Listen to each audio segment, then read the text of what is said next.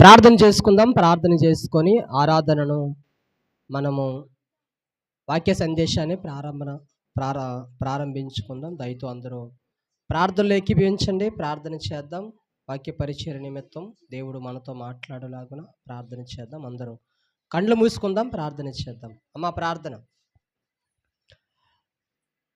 యేసుక్రీస్తునందు మమ్మల్ని అతిమిక్కులుగా ప్రేమిస్తున్న మా ప్రియ పరలోకముందని మా కన్న తండ్రి, పరిశుద్ధమైన శ్రేష్టమైన విలువైన నామానికి వేలాది వందనాలు, స్తుతులు, స్తోత్రాలు చెల్లిస్తున్నాం తండ్రి.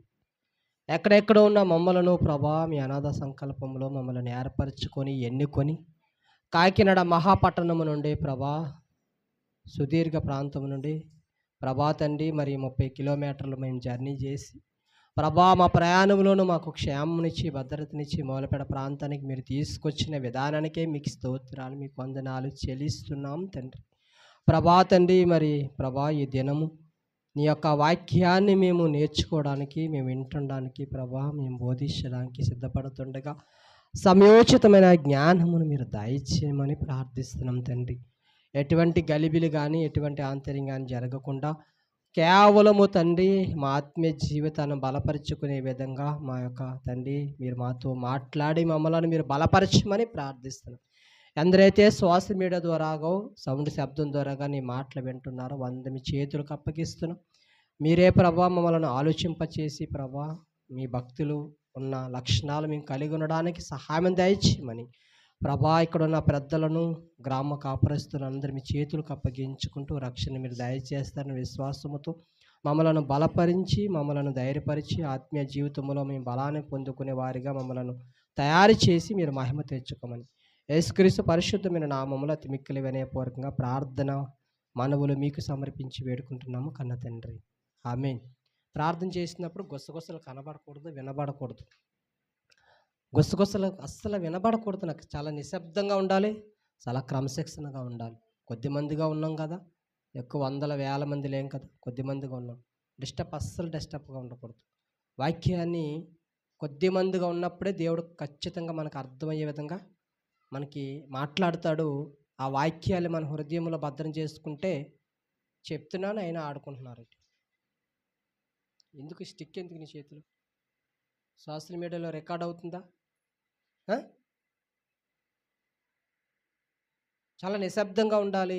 ఏం చెప్తున్నారా అని కళ్ళు పెద్దవి చేసుకొని మైండ్ అంతా సన్నిధిలో పెట్టి వాక్యం వైపు పెట్టి చక్కగా నేర్చుకున్నారనుకో, రేపన్న రోజు మీ భవిష్యత్తే బంగారు భవిష్యత్తుగా ఉంటుంది. అవునా? చర్చికి వెళ్ళేటప్పుడు చాలా జాగ్రత్తగా వాక్యాన్ని వినేవాడిని. ఎవరు చెప్పినా సరే, వాక్యం తెలియలేని వారు చెప్పినా తెలిసిన వారు చెప్పినా చాలా జాగ్రత్తగా వినేవాడిని. వదిలే కూర్చోవాలి, ఎలా కూర్చోవాలి, నాకు ఎదురుకొచ్చి చాలా సంతోషం. మరి మనము చాలా విషయాలు దేవుడు మనతో మాట్లాడుతున్నాడు. చిన్న సంఘం అయినప్పటికీ కూడా చాలామంది అంటారు, ఇంతంత మంచి టాపిక్ మాట్లాడుతున్నారు, మంచి విషయాలు మీరు మాట్లాడుతున్నారు, ఆపమని చెప్పాను. మంచి విషయాలు మీరు మాట్లాడుతున్నారు కదా, మీ సంఘంలో ఎంతమంది ఉంటారని అడుగుతున్నారు చాలామంది. ఎంతమంది ఉంటారు? 100 మంది ఉన్నారా? 50 మంది ఉన్నారా? అయినా సరే దేవుడు మనల్ని ప్రేమించి చక్కటి ఆలోచనలు ఇచ్చి, ఎందుకంటే మనము సౌండ్ బయట పెడుతున్నాము, చాలామంది వాక్యాన్ని వింటున్నారు. అదే మాదిరిగా మనం సోషల్ మీడియాలో అప్లోడ్ చేస్తే 100 మంది మన వీడియో ఫాలో అవుతున్నారు. షార్ట్ వీడియోలు అయితే 2000, 3000, 5000, 6000 అలా చూస్తున్నారు. చిన్న షార్ట్ వీడియోలు కట్ చేసి పెడితే. ఏదేమైనా కనీసం ఒక్కరైనా ఆలోచింపజేయపోతారా అని మన ప్రయత్నం చేస్తున్నాం. ఎందుకంటే రక్షణ అనేది దేవుని చేతుల్లో ఉంటుంది. ప్రకటించడం అన్నది చెప్పడం వారికే మన బాధ్యత. మన బ్రతుకు ఎదుటి వారికి చూపిస్తూ మన విశ్వాసాన్ని మనం కాపాడుకుంటూ దేవుడిచ్చిన వాక్చాతుర్యాన్ని అనేక మందికి విభజించి ఉపదేశించే వారిగా మనం ఉండడమే మన బాధ్యత. ఆ తదుపరి కార్యక్రమం దేవుడు ఎలా నడిపిస్తాడో ఆయన చిత్తానికి మనం విడిచిపెడతాం. ఆయన ఇష్టం. ఎవరిని మార్చాలన్నా, ఎవరిని సంఘంలో చేర్చబడాలన్నా, ఎవరిని రక్షణలో నడిపించాలన్నా ఆయన చేతుల్లో మాత్రమే ఉంది. మనం మనుషులను మార్చలేము, మనము మనుషులను రక్షణలో నడిపించలేము. మన ప్రయత్నం అయితే మనం చేయాలి. దేవుడు మనకు చెప్పాడు, మనం చేస్తున్నాం.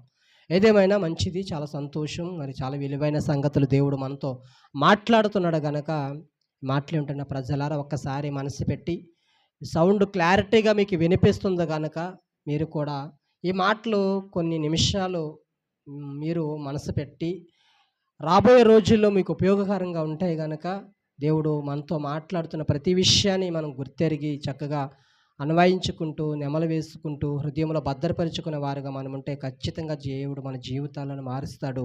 ఈరోజు ఒక అద్భుతమైన భక్తుడు కోసం మనం నేర్చుకుంటున్నాం. ఆ భక్తుడి పేరేంటో తెలుసా? అబ్రహాములోని మంచి లక్షణాలను మనం నేర్చుకుంటున్నాం. ఏం పేరంటే ఆయన పేరు? అబ్రహాం. అబ్రహాము భక్తుడనే ఒక భక్తుడు ఉన్నాడు. ఆ అబ్రహాము భక్తులో నుంచి కొన్ని లక్షణాలు ఒక లక్షణం మనం నేర్చుకుంటున్నాము. ఆ లక్షణం ఏంటో అపోస్తలుడైన పౌలు రోమియోలకు పత్రిక రాస్తూ 4వ అధ్యాయము అమ్మ రించి పక్కన పెట్టారు నువ్వు, అది ఉంటే చేతులు ఏదో ఒకటి అన్న నీకు ఆడియన్స్ సౌండ్ వస్తుంటుంది. పక్కన పెట్టే, ఎదరకొచ్చే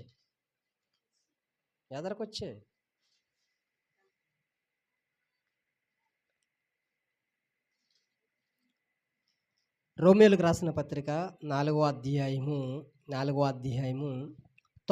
నేను చదువుతున్నాను. జాగ్రత్తగా పరిశుద్ధ గ్రంథాన్ని తెరిచి ఈ మాట అలా ఉందో లేదో మీరు కూడా చూడవలసిన అవసరత మీకు ఉంది కనుక దేవుడు మనకి చేతుల్లో బైబిల్ గ్రంథాన్ని ఇచ్చారు, కింద వారికి కూడా విశ్వాసాలకు కూడా బైబిల్ గ్రంథాన్ని ఇచ్చాడు. ఈ ధన్యవచనము సున్నతి గల వారిని గురించి చెప్పబడినదా, సున్నతి లేని వారిని గురించి కూడా చెప్పబడినదా?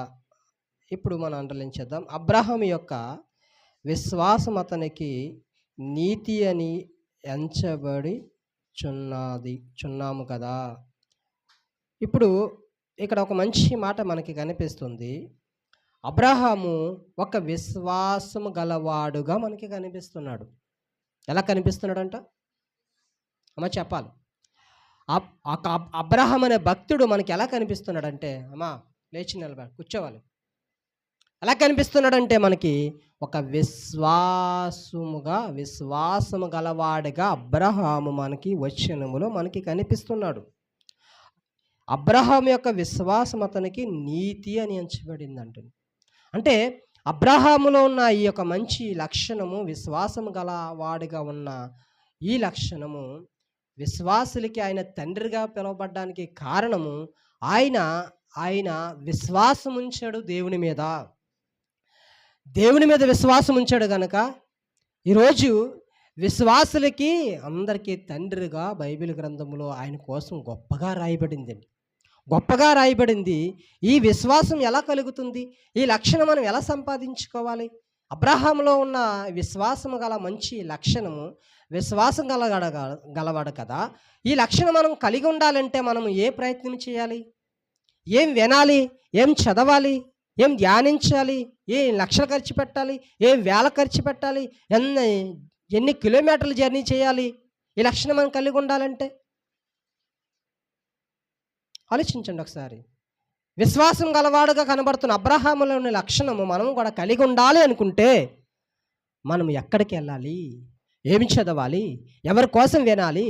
ఎవరి కోసం మనం నేర్చుకోవాలి అనే ప్రశ్న మనకు వస్తే అదే పరిశుద్ధ గ్రంథములో నుంచి, అదే రోమియోలకు పత్రిక 10వ అధ్యాయము 17వ వచనములో విశ్వాసము మనం ఎక్కడ నేర్చుకోవాలో, ఎవరి కోసం మనం వింటే విశ్వాసం కలుగుతుందో, ఎక్కడికి వెళితే మనకి విశ్వాసం కలుగుతుందో, ఏం చదివితే మనకి విశ్వాసం కలుగుతుందో పరిశుద్ధ గ్రంథంలో దేవుడు చక్కగా తన ఆత్మ ప్రేరణతో అనేక మంది భక్తుల ద్వారా రాయించిన అపోస్తలుడైన పౌలు రోమియోలకు రాసిన పత్రిక 10వ అధ్యాయము 17వ వచనం, కాగా వినుట వలన విశ్వాసము కలుగును.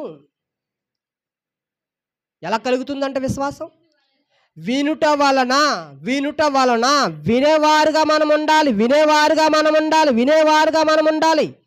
అప్పుడు ఆ వినుట వలన మనము విశ్వాసం కలుగుతుంది. ఇప్పుడు ఏం వినాలి?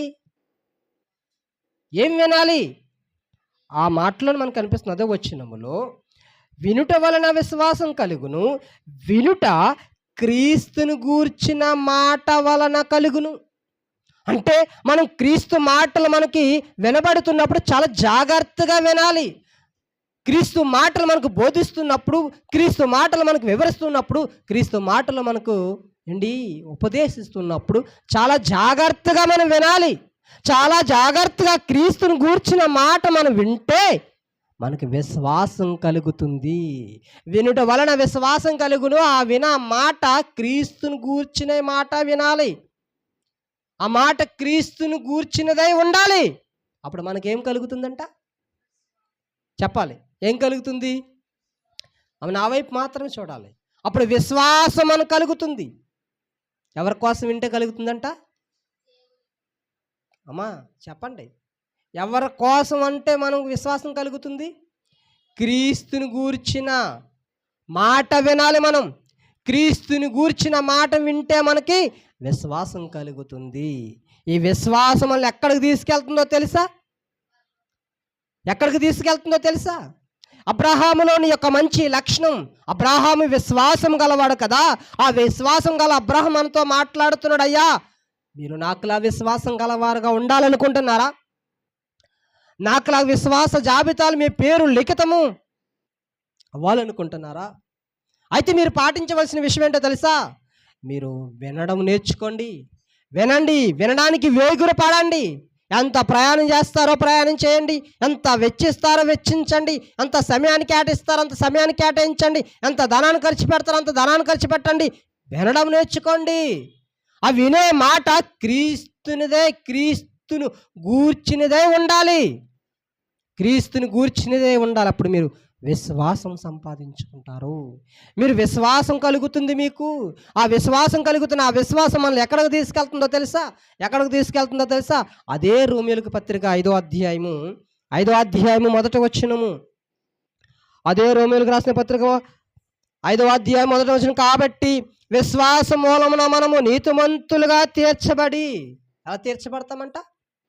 నీతిమంతులుగా తీర్చబడతాం. ఎప్పుడైతే క్రీస్తుని గూర్చిన మాట మనం విన్నామో, ఆ వినుట వలన విశ్వాసం కలిగిందో, ఆ విశ్వాసం మనల్ని ఎలా తీసుకెళ్తుందంటే నీతిమంతుల జాబితాలలోనికి మనం తీసుకువెళ్తుంది. నీతిమంతుల జాబితాలలోని మన పేరు లిఖితమవుతుంది. నీతిమంతుల జాబితాలలో మన వరుస ఉంటుంది. వారి వరుసలో మనం ఉంటాం. వారి పేరు కింద మన పేరు ఉంటుంది. దేవుడు చాలా ఆనందించే గొప్ప రోజు కలగాలంటే ఈ లక్షణమును సంపాదించుకోవాలి. ఈ లక్షణము సాధించుకోవాలి.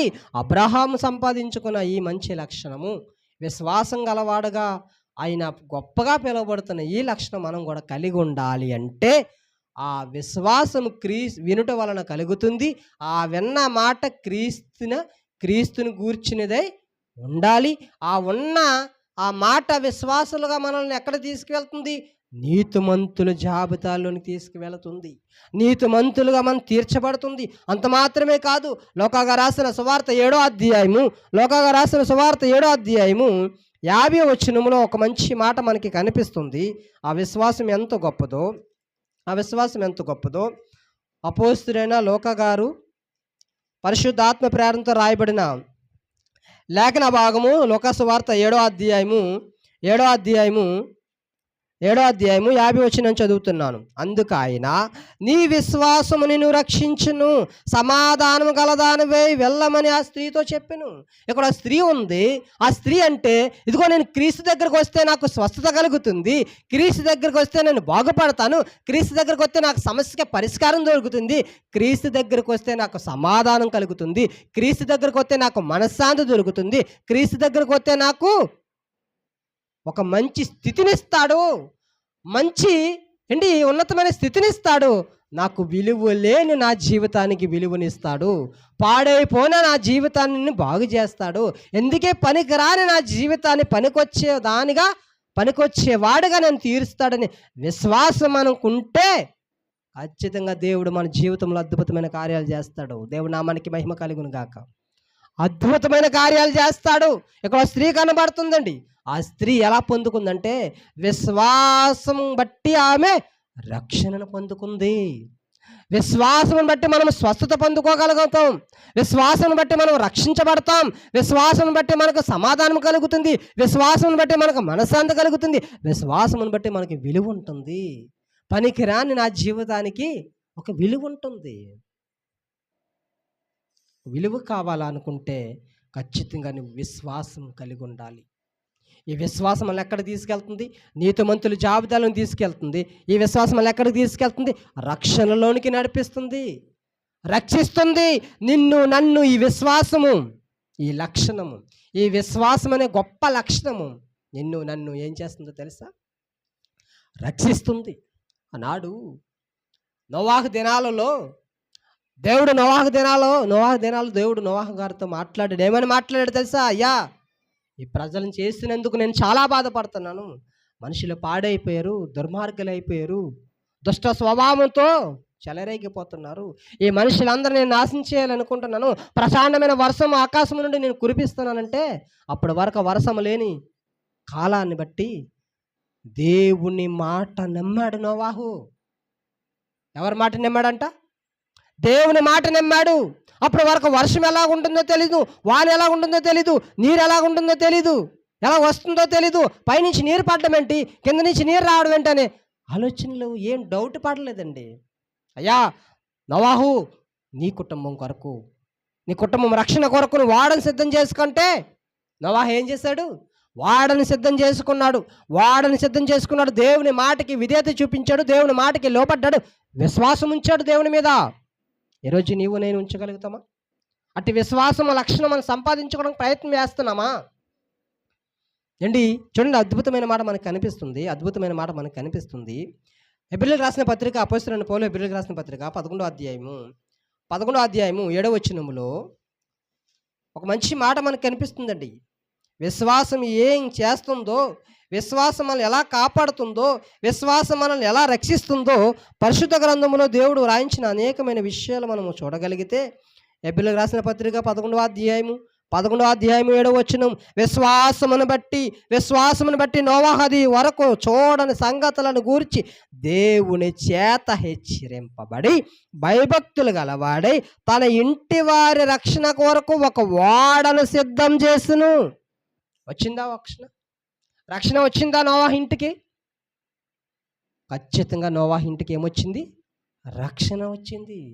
రక్షణ వాడలోనికి వెళ్ళారు. ఆ కుటుంబం అంతా, కోడళ్ళు, కొడుకులు, భార్య అంతా రక్షింపబడ్డారు. ఈరోజు నీకు నాకు అట్టి విశ్వాసం ఉంటే నీవు రక్షింపబడతావు, నేను రక్షింపబడతాను. నీ కుటుంబం రక్షింపబడుతుంది, నా కుటుంబం రక్షింపబడుతుంది. నీ అన్నవారు రక్షింపబడతారు, నా అన్నవారు రక్షింపబడతారు. నీ స్నేహితులు రక్షింపబడతారు, నా స్నేహితులు రక్షింపబడతారు. నీ బంధువులు, నా బంధువులు రక్షించబడాలి అంటే మనకు విశ్వాసం ఉండాలి. ఆనాడు భక్తులకి విశ్వాసం ఉంది కనుక ఆ నోవాహు అనే భక్తుడికి విశ్వాసం ఉంచాడు కాబట్టి ఆ కుటుంబం అంతా రక్షణ కలిగింది, రక్షణ వచ్చింది, రక్షించబడ్డారు. ప్రపంచమంతా లయమైపోయినా ఆ కుటుంబం అంతా బ్రతకడానికి కారణం ఏంటంటే వారు విశ్వాసం ఉంచారు, దేవుని మాటకి లోపడ్డారు, భయభక్తులు చూపించారు, విధేయత చూపించారు. కాబట్టికే కుటుంబం అంతా రక్షించబడింది. కుటుంబం అంతా రక్షించబడాలి అంటే మనం విశ్వాసం ఉంచాలి. ఎవరి మీద విశ్వాసం ఉంచాలి చెప్పండి? దేవుని మీద విశ్వాసం ఉంచాలి. మనుషుల మీద కాదు, నాయకుల మీద కాదు, అధికారుల మీద కాదు, నీ స్నేహితుల మీద కాదు, బంధువుల మీద కాదు, ఎవరి మీద కాదు. మనం విశ్వాసం ఉంచవలసింది దేవుడి మీద మాత్రమే. మనం విశ్వాసం ఉంచితే ఖచ్చితంగా నా కుటుంబము రక్షణలో ఉంటుంది. నా కుటుంబం రక్షించబడాలి అంటే మనం విశ్వాసం కలిగి ఉండాలి. ఈ విశ్వాసం ఏం చేస్తుందంటే ప్రయోజనకరంగా ఉంటుంది. ఎలా ఉంటుంది? ప్రయోజనకరంగా ఉంటుంది. గలతీ పత్రిక 5వ అధ్యాయం 6వ వచనములో, గలతీలకు రాసిన పత్రిక 5వ అధ్యాయం 6వ వచనములో విశ్వాసం ఎలా ఉంటుందంటే ప్రయోజనకరంగా ఉంటుందండి. యేసుక్రీస్తు నందుండ వారికి సున్నత పొందుట ఏమైంది లేదు, పొందకపోటు ఎందనూ ఏమీ లేదు. ప్రేమ వలన కార్యసాధకమును విశ్వాసమే, మీరు అండర్లైన్ చేయాలి, విశ్వాసమే ప్రయోజనకరమగును. విశ్వాసమే ప్రయోజనము. నీకు నాకు ప్రయోజనకరంగా ఉండాలి అంటే మనం ఏం చేయాలో తెలుసా? నా జీవితం ప్రయోజనకరంగా ఉండాలి అంటే, నా బ్రతుకు ప్రయోజనకరంగా ఉండాలి అంటే మనం గొప్ప లక్షణాన్ని సంపాదించుకోవాలి. ఆ లక్షణం పేరేంటో తెలుసా? విశ్వాసం అనే లక్షణాన్ని మనం సంపాదించుకోవాలి. ఆనాడు అబ్రహాం భక్తుడి దగ్గర దేవుడు వచ్చి దేశం కాని దేశానికి వెళ్ళమంటాడు, ప్రజలు కాని ప్రజల దగ్గరికి వెళ్ళమంటాడు. ఆదికాండం 12వ అధ్యాయంలో ఏ బదులు చెప్పకుండా, నేను ఎక్కడికి వెళ్ళాలి ప్రభువా, అక్కడ అన్ని సదుపాయాలు ఉంటాయా, అంత సమృద్ధి ఉంటుందా, అక్కడ మంచి వాతావరణం మాకు అందుబాటులో అన్నీ ఉంటాయా అని ఏం అడగలే. దేవుడు వెళ్ళమనే చోటకి విధేయత చూపించి వెళ్ళాడు. విశ్వాసులకు తండ్రిగా పిలువబడుతున్నాడు ఈరోజు అబ్రహాం గారు. ఈరోజు మనం దేవుడు ఒక ప్లేస్కి వెళ్ళమంటే ఎన్ని ఆరాధిస్తాం, ఎన్ని డౌట్లు వస్తాయి. అక్కడ రోడ్లు ఉన్నాయా, అక్కడ మార్కెట్ దగ్గరగా ఉంటుందా, అక్కడ కరెంట్ ఉంటుందా, వాటర్ దొరుకుతుందా, సిటీకి దగ్గరగానే ఉంటుందా, అన్ని సదుపాయాలు ఉన్నాయా, మందిరం కట్టేసి ఉందా, మందిరికి ఏసీలు ఉన్నాయా, మందిరం టైల్స్ వేసి ఉన్నాయా, అన్నీ అడుగుతాం కదా. ఒక ప్లేస్కి వెళ్ళి మనము నూతన ఆత్మల కొరకు దేవుడు సంపాదించి మన ఒక ప్లేస్కి మనం పంపిస్తే, అది సేవకుల ద్వారాగో మిషనరీల ద్వారాగో ఏదో ప్రయత్నం ద్వారాగో దేవుడు మనకు అవకాశం ఇస్తే వెళ్ళడానికి మనం సిద్ధంగా ఉన్నామా? ఏ ఊరండి, ఎంత దూరం అండి, ఎంతమంది ఉంటారండి, వాతావరణం ఏంటండి అన్నీ అడుగుతాం కదా. అబ్రహాం అలా అడిగాడా? ఆదికాండంలో అలా అడిగాడా? చూద్దాం ఒక మాట. ఆదికాండంలో ఏమీ అడగలేదండి దేవుడు, క్షమించాలి. అబ్రహాం ఏమి అడగలేదు దేవుణ్ణి ఏమీ అడగలేదు.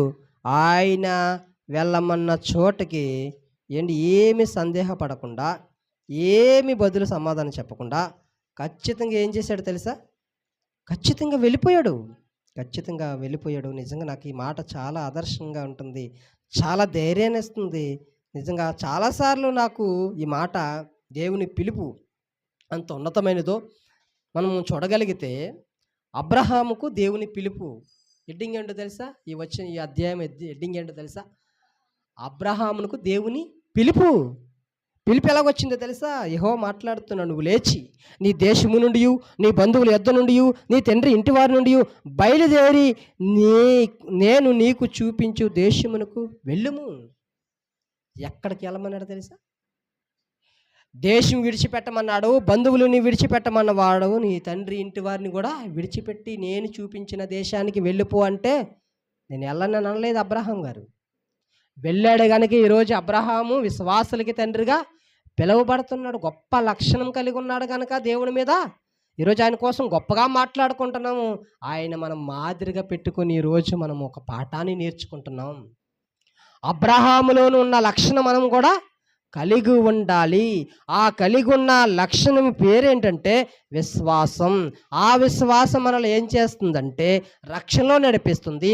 ఆ విశ్వాసం మనల్ని ఏం చేస్తుందంటే ప్రయోజనకరంగా చేస్తుంది. ఆ విశ్వాసం మనల్ని ఏం చేస్తుందంటే నీతిమంతులుగా తీర్చబడతాం. ఆ విశ్వాసం ఎలా కలుగుతుందంటే వినుట వలన విశ్వాసం కలుగును. ఆ వినుట మాట క్రీస్తుని గూర్చిన మాట ఉండాలి. అప్పుడు మన విశ్వాసం కలుగుతుంది. ఈ విశ్వాసం మనం ఎలా పరిగెట్టాలో తెలుసా? దాన్ని సాధించుకోవడానికి, దాన్ని సంపాదించుకోవడానికి ఎలా పరిగెట్టాలో తెలుసా? ఆ విశ్వాసం వెంటాడాలంటే అపోస్తలుడైన పౌలు తిమోతికి రాసిన రెండో పత్రిక అపోస్తలుడైన పౌలు చక్కటి మాట రాయించాడు, అద్భుతమైన మాట. నిజంగా అలాంటి మాటలు మనకి లోకములో మనకి ఎవ్వరు చెప్పరు, కానీ పరిశుద్ధ గ్రంథములో మాత్రం ఇలాంటి మాటలు మనకు దొరుకుతాయి. అపోస్తలుడైన పౌలు తిమోతికి రాసిన రెండవ పత్రిక 2వ అధ్యాయం 22వ వచనములో మంచి మాట మనకి కనిపిస్తుంది. నీ యవనేచ్ఛల నుండి పారిపోము, పవిత్ర హృదయములై ప్రభువునికి ప్రార్థన చేయవారితో కూడా నీతిని, విశ్వాసమును, ఇక్కడ అండలించండి, మనకి విశ్వాసం కావాలి కదా, విశ్వాసమును అంటే విశ్వాసం, ప్రేమను, సమాధానమును వెంటాడము. విశ్వాసమును నువ్వు వెంటాడు. నీ యవనేచ్ఛల నుండి పరిగెట్టు. నీ యవన కాలంలో పుడుతున్న నీ కోరికల నుండి నువ్వు తొలగించు, దాని నుంచి బయటికి వెళ్ళిపోయి దేని వెనకాల పడాలన్నాడు తెలుసా? విశ్వాసం వెనకాల పరిగెట్టు, వెంటాడు. విశ్వాసం ఎక్కడ సంపాదించుకోవాలో, విశ్వాసగా నేను ఎలా ఉండాలో, ఒక విశ్వాసగా నేను ఎలా ఉండాలో, ఎక్కడికి వెళితే నేను విశ్వాసంగా ఉంటాను, ఏ ప్లేస్కి వెళ్తే నేను విశ్వాసంగా ఉంటాను, ఎవరిని గూర్చి ఉంటే నేను విశ్వాసంగా ఉంటాను, ఎవరు పాటలు పాడితే నేను విశ్వాసంగా ఉంటాను, ఎవరికి ప్రార్థన చేస్తే నేను విశ్వాసంగా ఉంటానని ప్రయత్నం చేయి. వెంటాడు. ఆ విశ్వాసాన్ని తరుము. ఎక్కడ దొరుకుతుందో నువ్వు వెంటాడు, పరిగెట్టు, దాని వెనకాల పరిగెట్టారు భక్తులు పరిగెట్టారు కనుక ఈరోజు గొప్పగా భక్తుల కోసం మనం మాట్లాడుకుంటున్నాం. మనలో విశ్వాసం ఉండాలి. ఆ విశ్వాసం సంపాదించుకోవడానికి మరొకసారి చెప్తున్నాను, ఆ విశ్వాసం సంపాదించుకోవడానికి ఎంత సమయాన్ని ఇచ్చిస్తావో ఇచ్చించు, ఎంత ధనాన్ని ఇచ్చిస్తావో ఇచ్చించు, ఎంత దూరం పరిగెడతావో పరిగెట్టు, ఎన్ని నిందలు పడతావో పడు, ఎన్ని అవమానాలు పడతావో పడు,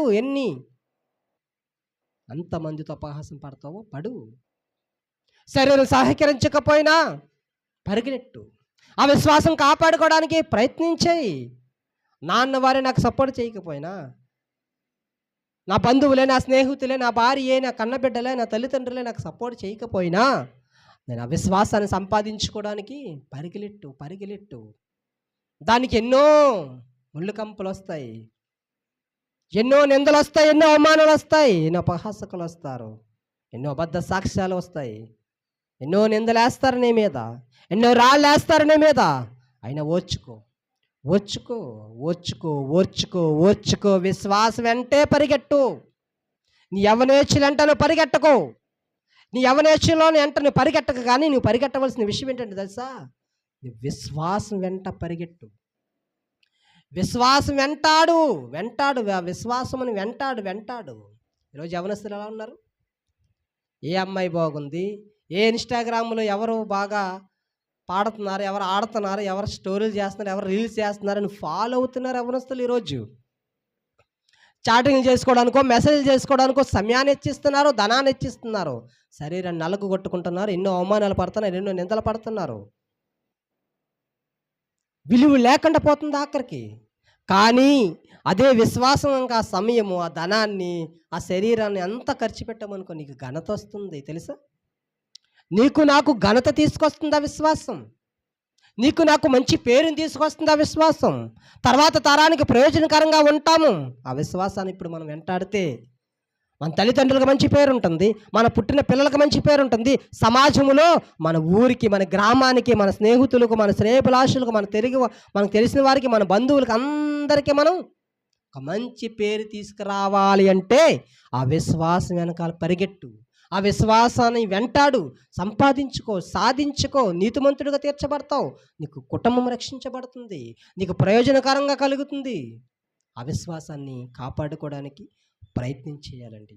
అదే తిమోతికి రాసిన పత్రిక 2వ పత్రిక 4వ అధ్యాయం 7వ వచనములో మంచి పోరాటము పోరాడుతుని, నా పరుగు కడముట్టించుతుని, విశ్వాసమును కాపాడుకోవాలి. విశ్వాసాన్ని పాడైపోతుందా? పాడైపోద్ది.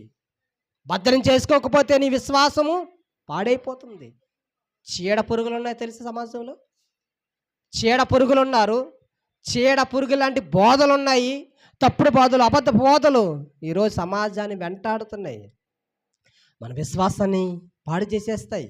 మనం విన్న విశ్వాసాన్ని, ఏదైతే పునాది మీద కట్టబడ్డామో ఆ పునాదిని కూల్చేసే బోధలు వచ్చేసే తెలుసా? గట్టిగా నిలబడాలి, స్ట్రాంగ్గా ఉండాలి. దాన్ని కాపాడుకునే బాధ్యత ఎవరికి వారికే ఉందండి.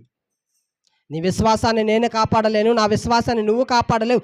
ఎవరి విశ్వాసమును వారు కాపాడుకోవాలి. ఎవరైతే విశ్వాసం కలిగి ఉన్నారో, ఏ ప్రభు మీద అయితే విశ్వాసం కలిగి ఉన్నారో, ఏ రక్షణ మీద అయితే విశ్వాసం కలిగి ఉన్నారో, ఏ దేవుని మీద అయితే విశ్వాసం కలిగి ఉన్నారో, గట్టిగా పట్టుకోవాలి, ఆ విశ్వాసాన్ని కాపాడుకోవాలి, భద్రం చేసుకోవాలి. ఖచ్చితంగా మనం కాపాడుకోవాల్సిన బాధ్యత నా మీద ఉంది. మన వైపు చూడాలి. ఆ విశ్వాసాన్ని కాపాడుకోవాల్సిన బాధ్యత నీ మీద ఉంది, నా మీద ఉంది. ఎవరికి వారిగా మన విశ్వాసాన్ని మనం కాపాడుకోవాలి. ఏ బోధలు పడితే ఆ బోధలు వినడానికి వీల్లేదు, ఏ బోధలు పడితే ఆ బోధల వైపు మనం తిరగడానికి వీలు లేదు. దేవుడు మనకు పరిశుద్ధ గ్రంథాన్ని ఇచ్చాడు, అనేకమైన సత్యవాక్యాన్ని చెప్పే బోధకులు ఉన్నారు, సరిగ్గా విభజించి ఉపదేశించే సేవకులు ఉన్నారు, చక్కగా ప్రార్థనా పరులు ఉన్నారు, చక్కగా ఆత్మీయత కలిగిన దైవ సేవకులు ఉన్నారు. వారితో జర్నీ చేయి. మంచి లక్షణాలు కలిగిన దైవజనంతో జర్నీ చేయి. మంచి వాక్యాన్ని సరిగ్గా ఉపదేశించి విభజించి మనకు అర్థమయ్యే విధంగా లేఖనాలను వివరిస్తున్న దైవ సేవకులతో జర్నీ చేయి. ఏది అబద్ధమో, ఏది నిజమైన బోధో, ఏది అబద్ధ బోధమో మనకు అర్థమవుతుంది. విశ్వాసాన్ని కాపాడుకోవాలి. పాడు చేసే బోధలు వచ్చేసే సమాజానికి చాప కింద నీరులా వెళ్ళిపోతున్నాయి. చాప కింద నీరులా అనేకమైన తప్పుడు బోధలు, తప్పుడు సిద్ధాంతాలు వచ్చేసాయి. మనుషులను పాడు చేసేస్తున్నాయి, రక్షణను పోగొట్టేస్తున్నాయి, మారు మనసుని చెరిపేస్తున్నాయి. నిత్యత్వంలోకి వెళ్ళవలసిన దేవుని బిడ్డలు నిత్య నరకాజ్ఞకి తప్పించే బోధలు వచ్చేసాయి. నిత్య నరకాజ్ఞకి నడిపించే బోధలు వచ్చేసాయి. జాగ్రత్తగా ఉండాలి, కాపాడుకోవాలి, కాపాడుకోవాలి, కాపాడుకోవాలి, కాపాడుకోవాలి, కాపాడుకోవాలి, వెంటాడాలి. ఆ విశ్వాసం వెనకాల పరిగెలెట్టాలి. ఆ విశ్వాసం వెంట మనం పరిగెలెట్టాలండి. హెబ్రీయులకు రాసిన పత్రిక 11వ అధ్యాయము మొదటి వచనంలో ఒక మంచి మాట మనకు కనిపిస్తుంది. ముగిస్తాను, టైం అవుతుంది, ముగిస్తాను. అపోస్తలుడైన పౌలు హెబ్రీయులకు రాసిన పత్రిక 11వ అధ్యాయం మొదటి వచనం, విశ్వాసం అనున్నది నిరీక్షింపబడి వాటి యొక్క నిజస్వరూపమును అదృశ్యమైనవి ఉన్నవనుటకును రుజువై ఉన్నది, దానిని బట్టి ఏ పెద్దలో సాక్ష్యము పొందుతుంది. అంటే మనకు దేవుడు కనిపిస్తాడా? కానీ దేవుడు ఉన్నాడని మనం నమ్మాలి.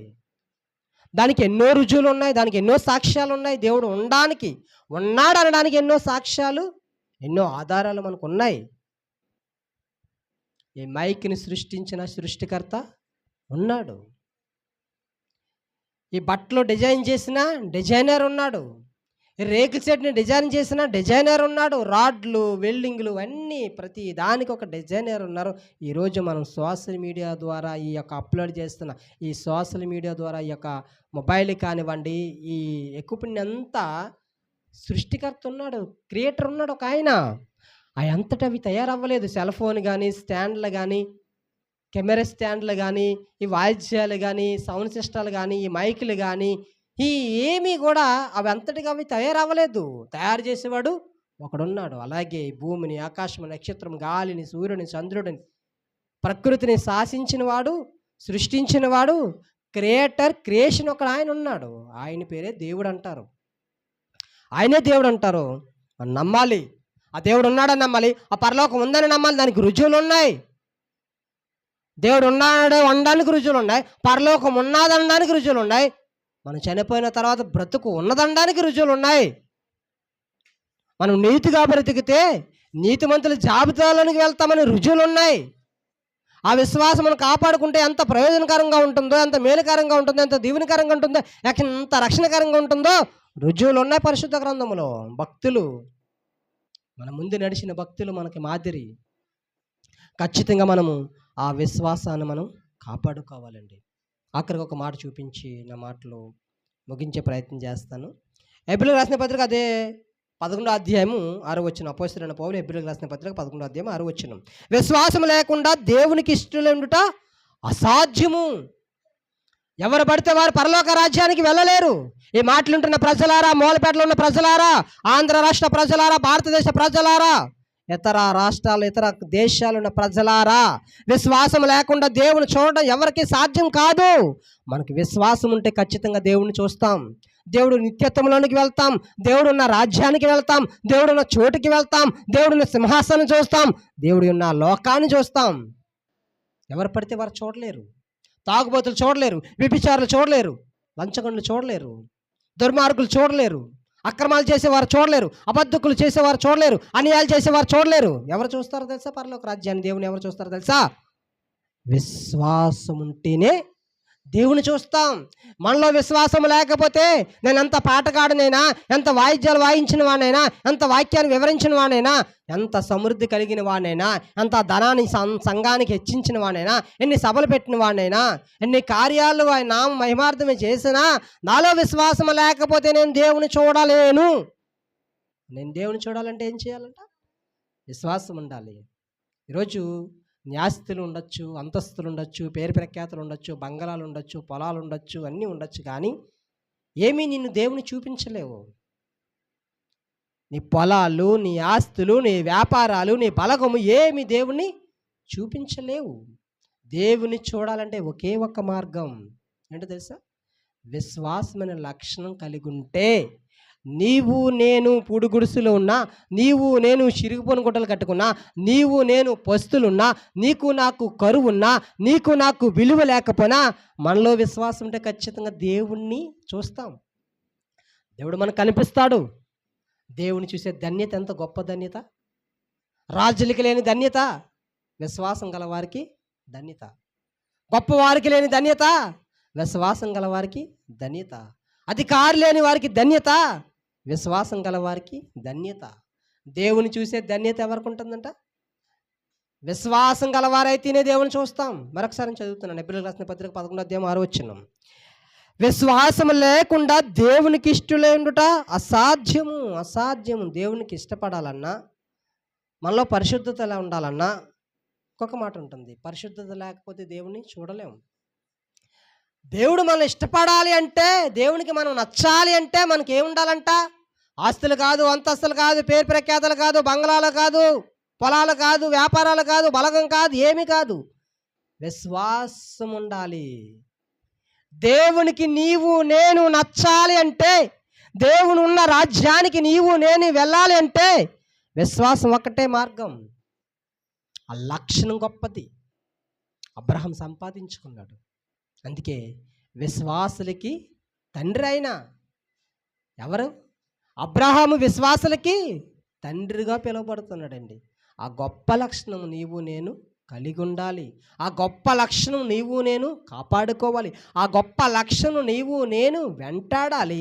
ఆ గొప్ప రక్షణ, ఆ గొప్ప విశ్వాసము నన్ను రక్షణలో నడిపిస్తుంది, నన్ను రక్షిస్తుంది, నన్ను నీతిమంతులుగా తీరుస్తుంది, నాకు ప్రయోజనకరంగా ఉంటుంది, నాకు మేలుకరంగా ఉంటుంది, దేవుడు నన్ను ఇష్టపడే విధంగా ఉంటుంది. మరి ఆ విశ్వాసాన్ని మనం కాపాడుకోవాలి కదా, అవిశ్వాసంగా మనం ఉండాలి కదా, ఆ లక్షణాన్ని మనం సంపాదించుకోవాలి కదా. సంపాదించుకోవాలి. ఖచ్చితంగా మనం సంపాదించుకునే వారిగా మనం ఉండాలి. ఖచ్చితంగా దేవుడు మనం ఇష్టపడాలి అంటే మన దగ్గర అందం లేకపోయినా పర్వాలేదు, ఆస్తి లేకపోయినా పర్వాలేదు, చదువు లేకపోయినా పర్వాలేదు, జ్ఞానం లేకపోయినా పర్వాలేదు, అంగహీనంగా ఉన్నా పర్వాలేదు, సరైన వస్త్రాలు లేకపోయినా పర్వాలేదు, 3 పూట్ల తిండి లేకపోయినా పర్వాలేదు, విలువ లేకపోయినా పర్వాలేదు, పేరు ప్రఖ్యాతులు లేకపోయినా పర్వాలేదు, నువ్వు విశ్వాసం గలదానివిగా ఉంటే, నువ్వు విశ్వాస గలవాడిగా ఉంటే నీవు నేను దేవునికి నచ్చుతాం. దేవునికి నచ్చితే చాలు కదా. మనుషులు ఎవ్వరికీ నచ్చకపోయినా దేవునికి ఒక్కడికి నచ్చితే చాలండి. మన జీవితం ధన్యమే మన జీవితం. ఎవ్వరికి నచ్చకపోయినా, రాజులకు నచ్చపోయినా, అధికారులకు నచ్చపోయినా, గొప్పవారికి నచ్చపోయినా, కుటుంబాలకు నచ్చపోయినా, స్నేహితులు నచ్చకపోయినా, మన బంధువులకు నచ్చపోయినా, నా కుటుంబ రక్త సంబంధులకు నేను నచ్చకపోయినా, నేను నా దేవునికి నచ్చితే ఎంత ధన్యత తెలుసా. ఆ ధన్యత నువ్వు నేను కలిగి ఉండాలంటే విశ్వాసంగా మనం ఉండాలి.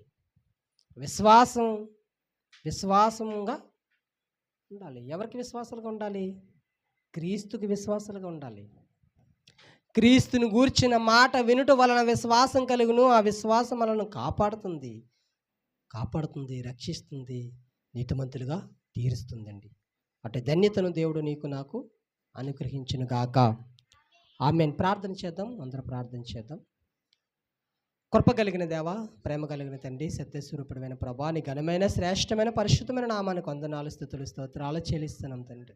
ప్రభా, నిజమే దేవా, ఒక గొప్ప భక్తుడిని ఈరోజు మా ముందు పెట్టి మాకు నేర్పించిన పాఠాన్ని బట్టి మీకు స్తోత్రాలు, మీకు వందనాలు చెల్లిస్తున్నాం తండ్రి. ప్రభా, అబ్రహాములోని విశ్వాసము మేము కలిగి ఉండాలంటే ప్రభా, మీ కుమారుడని క్రీస్తుని గూర్చిన మాట మేము వినుట వలన మేము విశ్వాసులుగా ఉంటామని లేఖనం సెలవిస్తున్న రీతిగా ప్రభా, మేము ఈ సమయములోనైనా ప్రభా, మాకు సమయం ఉన్నా లేకపోయినా ప్రభా తండ్రి, నీ కుమారుడు గూర్చిన మాట, మీ గ్రంథములో రాయబడిన మాటలు వినే ప్రభా మనసును దయచేయండి, గ్రహించే మంచి మనసును దయచేయండి. ఒకవేళ ప్రభా తండ్రి మేము తృణీకరిస్తే, ఆ మనసును పెడచెవిన పెడితే, ఆ మాటను మేము వినకపోతే ప్రభా, మేము విశ్వాసుల జాబితాలు మేము ఉండలేమయ్యా.